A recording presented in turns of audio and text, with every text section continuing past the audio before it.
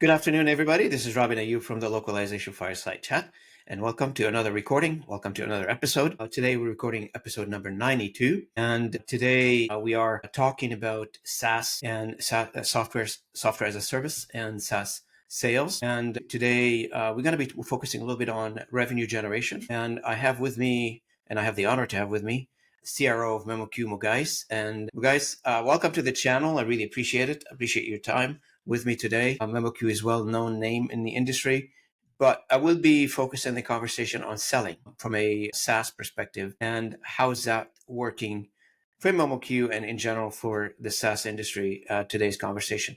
This is something we don't talk a lot about on the channel. We tend to focus on the technicalities of things, how things are running, the business aspect of it. Once in a while, we get into a conversation about sales, but sales is very important. I mean, if you ask anybody in the industry right now, any industry, not just necessarily the localization industry, what's the primary goal? What's the primary concern? They'll tell you revenue. Everybody's heading in the same concern, if I may say so. I haven't met anybody who says, oh God, I have too much revenue, come and take some. That's not the case at all. So, well, guys, welcome to the channel again. A pleasure seeing you again. I mean, I see you in Toronto or in events here and there, but first time on the podcast. So I appreciate your time with me. Would you mind introducing yourself, Mugais, to the audience, if you don't? Yes, thank you for having me, Robin. Always nice to catch up with you. So I'm Mugais Jahangir. I'm the CRO of MemoQ. I've been with MemoQ for about 5 years and been in the industry for around about the same time. But I've been involved in software sales for about 10 odd years, and I made my transition from purely software sales to software sales in the language industry. So it was a little bit of transition, but I have a little bit of a perspective from both sides. And so, guys, where were you before MemoQ on the software side? You mentioned software. So I've been working with a few companies. The last one that I worked for was it was kind of like a non-profit organization, but not exactly. But it was kind of the mission was more angled towards non-profit. It's a company called Synergy. It's headquartered in India, but I was working in the UK office, and I was living in the UK back then. And the software was primarily aimed at enterprises to kind of measure the impact of their CSR efforts. So it's in certain regions it had high impact, but in certain regions there was a knowledge aspect that had to be involved. So again, the consultative selling was something that I was able to carry forward in MemoQ. Absolutely. And you mentioned consultative selling, so I'm assuming that's the style for when you're selling MemoQ solutions and SaaS in general? Yes, absolutely. I firmly believe that. And I think in the past couple of years, it is become even more stronger, not just in the language industry, but software sales as a whole has evolved quite a bit. Mm-hmm. What I was doing 5 years ago, I wouldn't dare repeat the same strategies today for a few reasons. I mean, the market and the customers that we interact with, I'm mostly talking about B2B and enterprise sales throughout my conversation. That's what I would be focusing on. And you would notice that companies have a lot of options. There is a lot of competition in every industry. And you would also notice that the customer is very well informed now. We are not living in the age where you would introduce MemoQ to someone in the industry and they would say, oh, wow, I've never heard of it, right? So they probably are aware, right? So they're probably aware of it. They're probably aware of all the major players in the language industry. Or, I mean, if you're talking about any other industry, you're mostly aware of what's going on, So it's the small things that really matter. And what I've noticed is when you take this consultative selling approach, where you are not presenting yourself just as a software solution, but as a growth partner for your customer, that's where the value comes in. Mm-hmm. And you mentioned strategies earlier. Can you give the audience some insights to some of the strategies you use? You mentioned consultative selling. Is there specific things around that, or is it the way we know it is consultative selling, I guess, or do you utilize different methods for it? I would say it's more about tailoring what you're providing in the software, combining it with what the company wants to achieve, and then becoming a growth partner. That's what I would consider. If I'm a salesperson and I'm talking to a prospect, I would call myself their growth partner. And what they are trying to achieve is what we want them to achieve through our tools or our software. Right. So that's the kind of approach we want to take. The other approach that you could take, that I've seen a few years ago, there were a lot of software providers that had that approach. I don't even know if their name exists now, but It was more of like, this is the software that we have created. It can do amazing things. Here are 10 examples of how companies have made millions through it. You should use it. And here's the price. A lot of companies will do it still and try it, and maybe they'll benefit from it. But over the long run, it doesn't work very well, because nowadays enterprises value an approach where they want to be partner with their vendors. They want to partner with their vendors and understand how they can bring value beyond a set of code that is implemented in their workflow. Oh, absolutely. So you mentioned B2B, and obviously most of the interesting conversation when it comes to SaaS is in B2B, B2B business. But the other flip side of that, the business to consumer, you become maybe Facebook or any other tools out there. From the business to business perspective and a consultative approach, when you mention being their growth partner, I can remember this conversation like years ago. I was having a conversation with somebody, a potential customer at the time. That's got to be way back. And I was, some of these conversations, they stick in your mind, right? So I was saying to this customer, I said, I want to be your partner. And the guy goes, no, you want to sell me your software. So what is it? What is it that you bring into the table? And then you bring in a solution and I'm paying for it. I get the label, like I want to be your growth partner. How does that work from your perspective though? Yeah, so I can give you some examples of how that works, especially in MemoQ, where I found that I was able to see it live. I've always heard of this strategy, but when I started working for MemoQ, that's where I actually saw this working in action. So it's primarily focused on building the right team around the service that we're providing. So it is a software, but it's a service, right?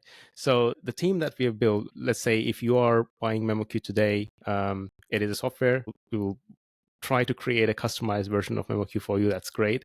But then once you're working with MemoQ, you will have a dedicated account manager, right? So normally, traditionally, an account manager is there to help you with your issues with your software or any regular licensing issues. But what we've created is an environment where the account manager is an industry expert. So the current account manager, for example, if you buy MemoQ today, she would have 40 years of experience in the industry. So the person that you're working with is not just there to tell you how to activate your license, but the person actually provides you guidance on how you can scale up your localization efforts, right?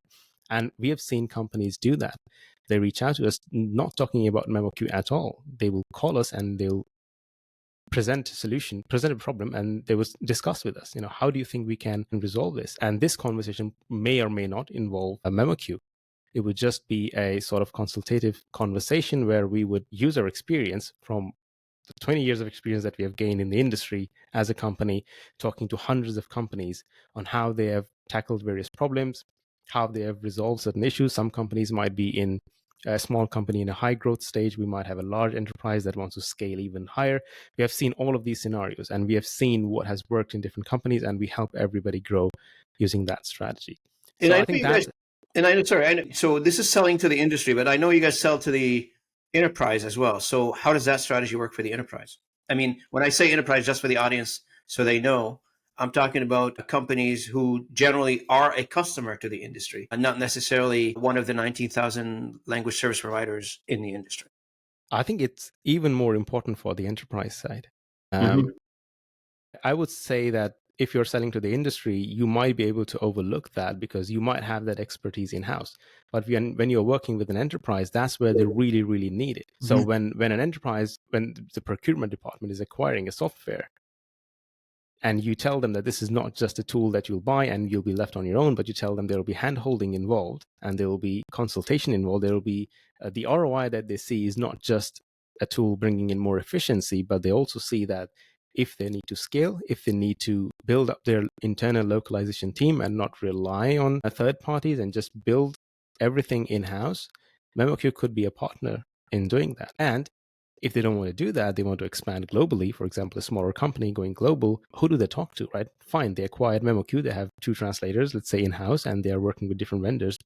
Who do they talk to if they need to know that, hey, we need to expand to Japan, for example, right? What should we do, right? So that's where you can have these conversations with our team and just get some ideas. And we also have a lot of other initiatives internally that we work with our customers. Like we have these roundtables that we organize with our a group of customers, and we just discuss ideas and what we are doing, what we are thinking we'll do next. What do you think you would like to see in the industry next? So these discussions that are happening within the group of our customers, with our teams, they can relate to what we are selling, and they see the value that, we, in these discussions, we are not selling anything. In these discussions, we are just offering more value for what they've already paid for. And I know you guys have user groups and you meet frequently with various regions. I guess user group is around the world. I'm assuming it's not necessarily just in the local regions where you and I are, but it's around the globe. And that's part of your strategy as well, to reach out to user groups. Yeah, so we have these small gatherings in different cities around the world. So we call it MemoQ Days, and that's again a unique opportunity to understand what we are trying to do here. Anybody's free to come to these small MemoQ Days. This is not a sales environment. This is purely a group of MemoQ enthusiasts coming together, and people who might be interested in MemoQ coming together, talking to our customers and understanding what we are doing and celebrating the successes that we've had together. And we generally invite our users to talk about how they've used MemoQ, and that's how others might want to benefit from it, right? So that's the whole purpose of these gatherings. And I think customers have really, really appreciated that, because again, this is not a sales event. This is not an event where we'll bring people in and talk about what's the next thing you should buy. These are More of an just educational gatherings. environment, do you think, guys? Or Exchange of ideas, more so education, exchange of ideas, one customer learning from other customers. To give you another example, if you are working, let's say, in the legal sector, and you have implemented MemoQ in a certain way, and the other company in the same sector has implemented MemoQ in a different way, and when you two talk, when you bring them both in the same room and they talk to each other, they realize, okay, I can do that in my workflow as well. And they both exchange these ideas and they both benefit from it. I've seen customers, once they leave MemoQ Day, they go and they set up calls amongst each other and they create their own group that we are not even aware of.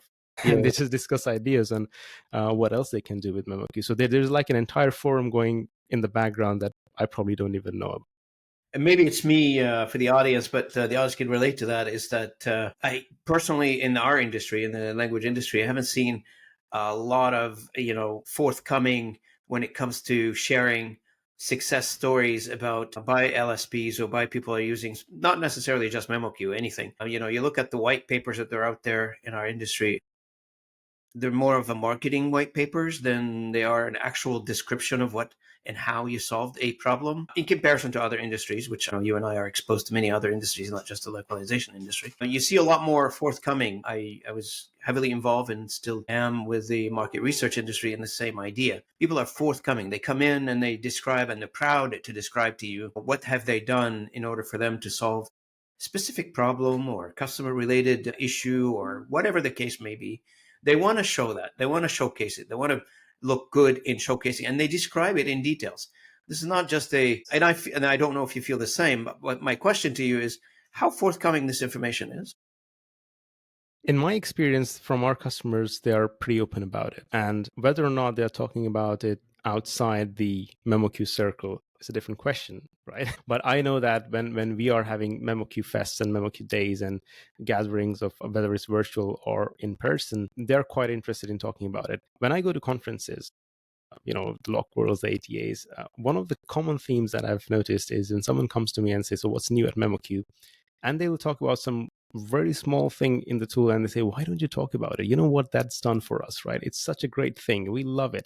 And there's a different thing picked up by every other person. And they say, you should talk about this, you should talk about this, you should talk about this. And then I go back with this giant list of notes and I say, we have to talk about these 200 things that everybody's brought up. So overall, I feel like, what should we pick? So they are forthcoming, but there's so much going on. They probably are not doing it in a public forum, Yeah, as you might have seen in other industries. I know. Yeah, it's more closed circle. Yep. No, I feel like one time I was attending a conference. One of the conferences I was attending is, people take the podium and they really describe what's going on and they describe the actual problem and solution provided, and they take pride in that. And there's that particular industry sector had awards for the best solutions provided out there. Again, I just feel like in our industry a little bit more secretive, like it's as if nobody knows what the hell is going on in our industry, or people don't know, what the general services are being provided. It's just like everybody knows everybody's business, but nobody knows. Nobody wants to know. Nobody wants to talk. I'm not sure. We are probably the introverts amongst all the industries. It's like Come on, you could take content from one language and put it into another language. I'm on. Just give me a little bit of a little bit of benefit of the doubt here. So how is the market looking for you right now? What does MemoQ represent in terms of market share, for instance, in the language industry versus others? What you can share So with us? MemoQ is in a very unique position. So I mentioned B2B, but over the years, over the past so many years, MemoQ also has a B2C element as well. Oh, you're Right? So targeting the freelancers? So there is a huge group of people that have over time become MemoQ ambassadors without us knowing about it. So how I notice it is when I talk to an enterprise and I ask them this question. So why did you reach out to us? Just curious. And say our team of translators have told us that you have to get MemoQ. There's no other thing that we can work with. So they have become these ambassadors of MemoQ, and that element is really something that we value so much. We always say that we are doing things for enterprise, B2B, and all of that, but we have a core group of fans that have over time been promoting MemoQ wherever they go. Word of mouth. That's the one thing that I feel like is so different about MemoQ, that you will have individuals in the industry who are in the midst of it, and they are bearing our flag without us even being aware of it, right? So that's one aspect of it. But in the B2B market, I mean, one of the things that MemoQ has been doing over the past couple of years, with all the advent of AI and everything, we see there are a lot of companies pushing into the market, right? And they are probably marketing things in a way where you might find it very attractive and you would want to talk to them, right? So as is with every company in the industry or in other industry, which is just label everything with AI and let's see how it goes, right? So now what we are realizing towards the end of this year now is people are not just interested in what AI product you have, but it's like in the whole package, in the whole system, how does your AI fit in, right? How does it fit into where I want to be as an LSP or as an enterprise? And I think that's also true for other industries now. So if I'm buying a software solution to implement in my sales team, for example, I would want to know, okay, great, you have AI, but how does that fit into where I want to be? It's being more precise, being more accurate, being more customized for my needs, right? So that's where the market has realized now, and I think that's where I feel like MemoQ has the advantage, because the AI solution that we created, maybe we didn't. Maybe the market didn't see it that way in the beginning, because there was 20 different options to choose from, so they wouldn't just pick one. But over time, when they started looking at various other things and they realized, okay, what is it that we can use? Again, I quoted this example in one of the other podcasts where when we were initially bringing up AI in conversations, there was a lot of hesitation in the companies that they would say that we don't want to talk about AI right now. We have a policy, we don't want to introduce AI, but we did talk about it. We wanted to know why. And data security and privacy was one of the issues that was a major hurdle. So because we work with Microsoft OpenAI, we wanted to get that message out there with Microsoft and discuss how we can resolve this.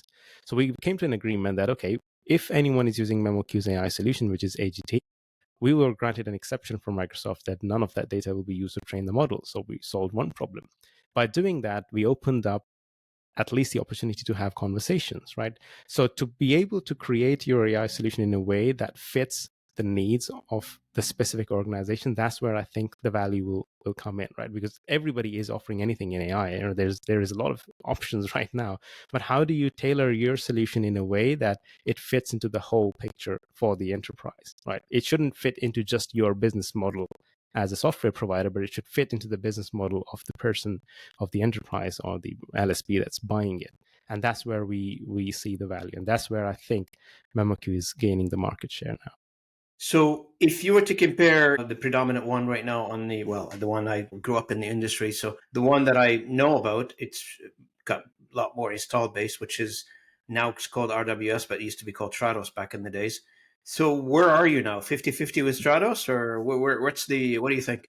I would say it depends on what region you're looking at. I'm not sure about the global market share and where specifically we stand, but in some regions you'd find Trados or RWS still leading the share, and you would find in other regions MemoQ leading the market. So it really depends on the regional differences. Globally, I'm not sure exactly where the whole situation fits in right now, and it might still be the case that RWS has a bigger market share.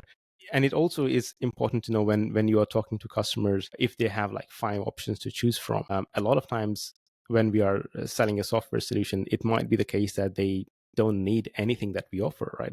If, for example, someone comes to me and say, we are looking for a translation service, we need 5 translators to help us with projects. I mean, I'm not going to do anything about it. So, okay, well, we provide a software solution precisely, and that's where we can bring value, right? So it also depends on what part of RWS we are comparing MemoQ. So if it's the whole package where it includes the translation services as well, that's where it would be more complicated to calculate. Yeah, that's right.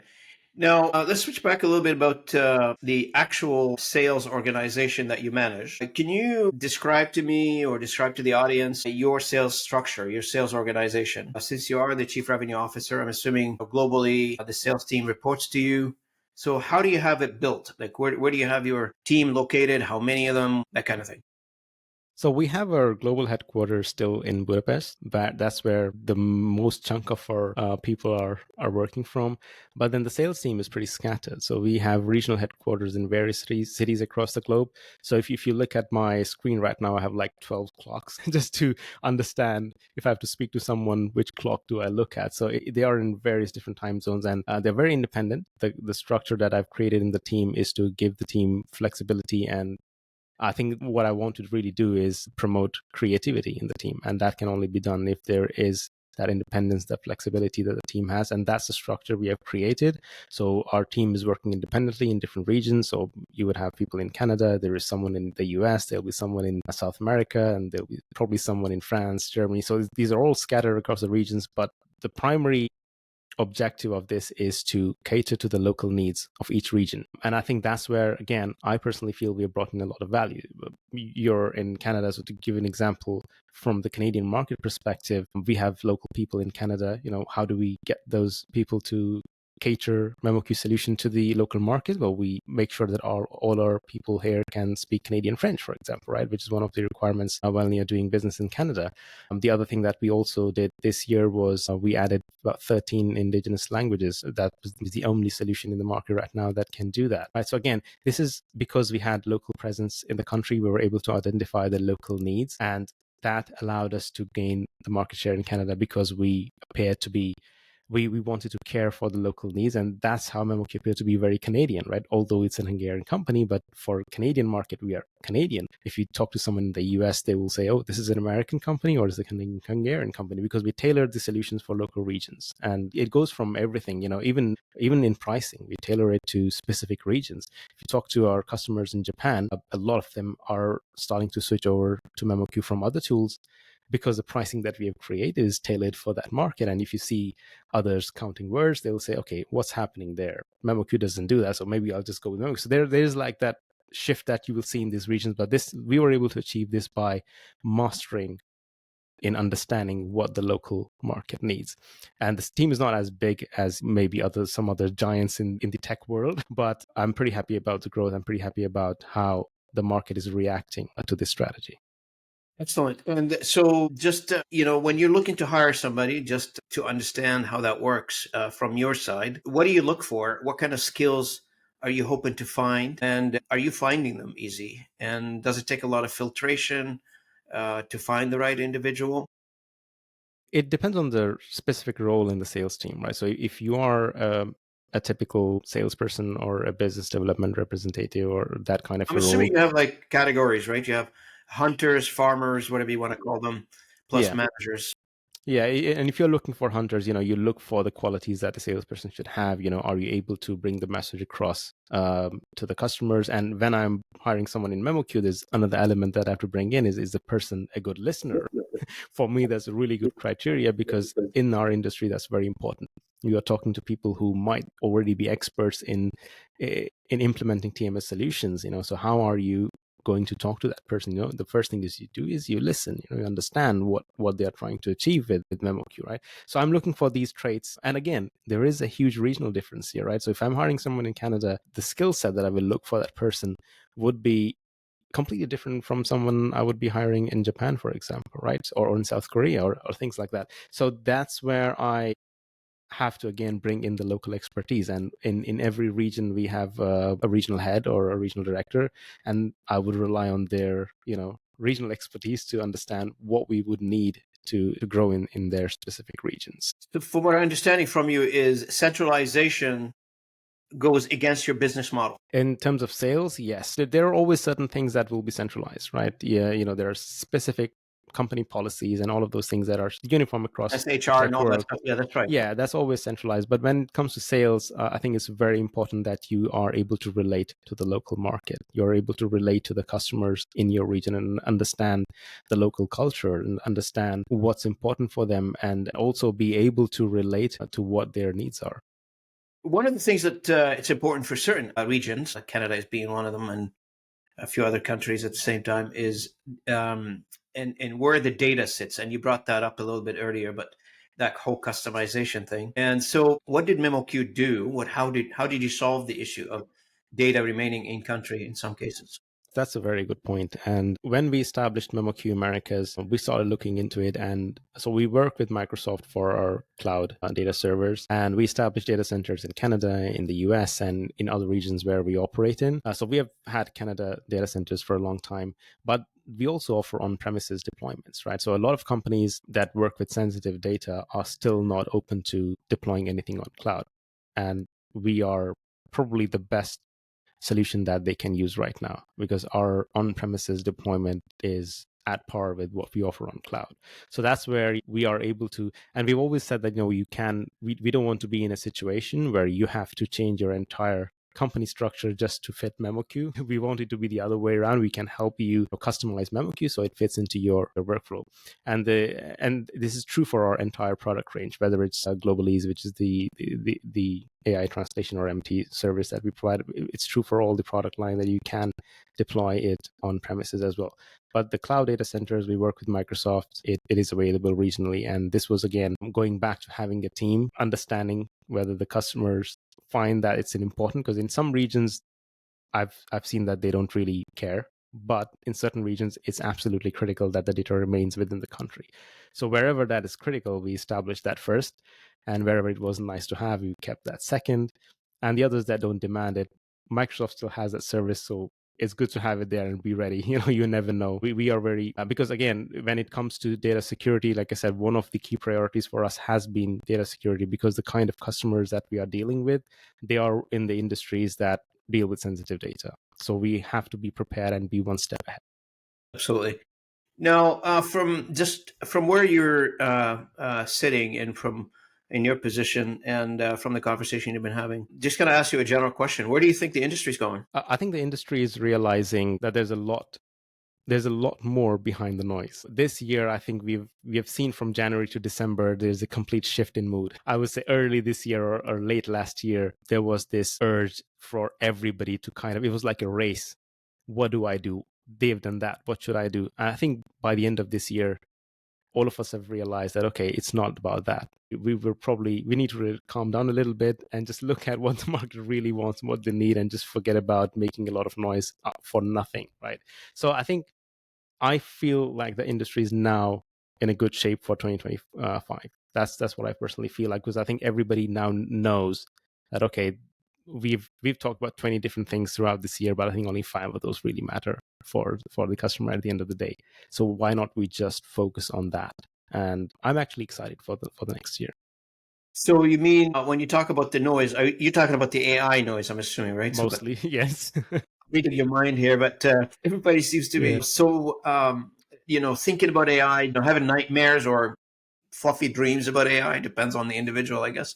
Yeah. They can have both nightmares and fluffy dreams if they want to about AI. And you're right. To a large extent, it sounds like it's another technology that came into the industry that promised to wipe the industry, but it normally did not. I guess we absorbed it as an industry. Now we're learning how to deal with it and, just offering as an option to the market and let the market decide. Yeah, it's a learning opportunity. It was a learning opportunity not just for the buyers, for us at MemoQ, for the vendors, for the TMS providers, for all of us, it was a learning opportunity. So when we provided our AI solutions to customers, we didn't know how exactly they would use it in their workflow and how they would benefit from it. But by the end of this year, we had those conversations with them. Okay, it's been a year. Tell us what you feel about it. How did you use it? Where do you think it was good and where do you think it was bad? So now that we have all that data, now we know, okay, so we were a lot of companies will realize that we were talking about the wrong things. And what really mattered was based on the data on how they've used it. Is my personal experience. I've seen companies benefit from AI a lot more than I had expected in just 1 year. So that's why I'm excited. So I'm like, okay, now I know what they really need. And I'm just going to talk about that until the situation changes and they will ask for more. And that's how a company evolves. That's how innovation works, right? Correct, correct. So from your side, you feel like the pendulum has started to move to the middle. I would Not say middle so. quite Yeah. yet, but I mean, it's starting to move in Yeah. that direction. It's starting to make more sense Yeah. to everybody. So do you feel like, we went through that whole, I compare it to the grieving process, like you get a shock at the beginning and you go through, some rejections and somewhere down the road, you start getting some acceptance. Yeah, we could put it that way. Yes, and again, this has been a wild year for everybody. I would say that anybody I've spoken to have had the same thoughts, more or less, and it's like everybody is going back to the drawing table and saying, okay, what do we do now? So That's right. we have That's right. had all these learnings and everything, and Absolutely. the reality is starting to hit in now. So what's MemoQ priority for 2025? Can you share something with us? So we have an added focus on providing solutions that, with the existing TMS, we also want to bundle it with companies that want to involve AI in their translation. So that has been the strategy for 24.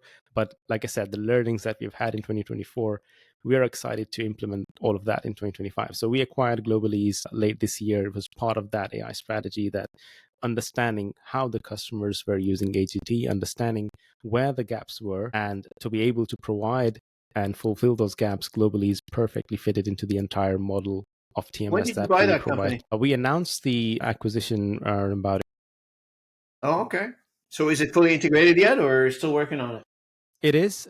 We have the Globalease team working with us as well. So we have like a great group of AI experts part of our team, and we're pretty excited. And it's a lot of fun working with them. It's like they brought us 5 years forward into what we were thinking, and they're already bringing those ideas in. So it's pretty exciting to work with them. And every conversation we have with people who are using MemoQ already or just thinking about MemoQ, to see this new element brought into their TMS environment, and it's pretty exciting to see how it pans out.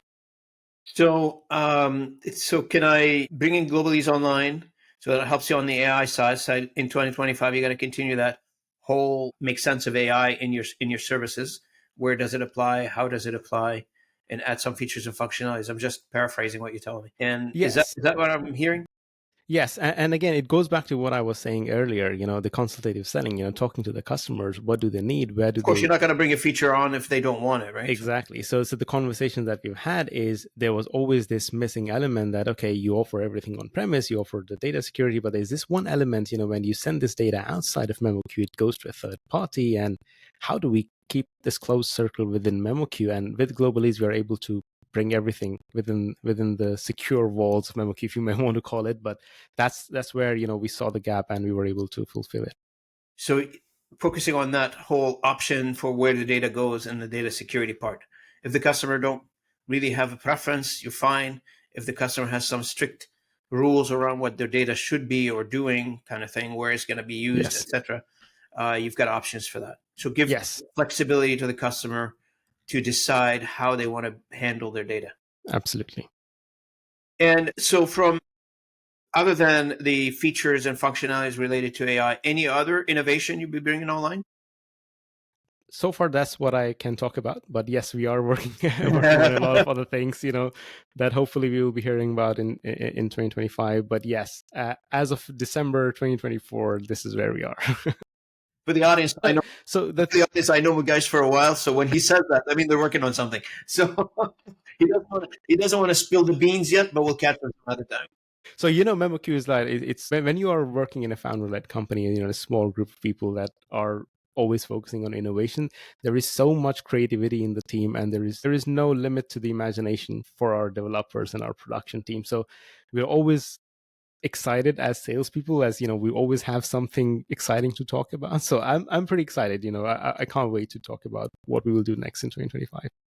Well, I just, for the sake of time here, we're coming up on the hour, so I appreciate your time with me. And is there anything you'd like to add in conclusion of our conversation today? I would say just be excited for next year and look at things in a more positive angle and see how it helps you rather than it jeopardizing your work. Wise words. Wise words. Always looking at something positive is much more helpful for everybody than looking at it in a negative sense, in a negative light. Well, guys, thank you so much for being with me today. I really appreciate it. Thank you, Robin. It's a pleasure. And for the audience, thanks so much for listening in. If you're coming in on our podcast, thanks for listening in, for tuning in. And if you're coming in on our YouTube channels, thanks for watching us. And if you don't mind liking and sharing, commenting for the content, I really appreciate it, and will help the channel quite a bit. And I'll see you next time at the next episode, which is coming up again. We have another recording next week as well. So thanks so much for everybody, and stay online, guys, for a second until the upload is done. Thanks so much, everybody. Appreciate it.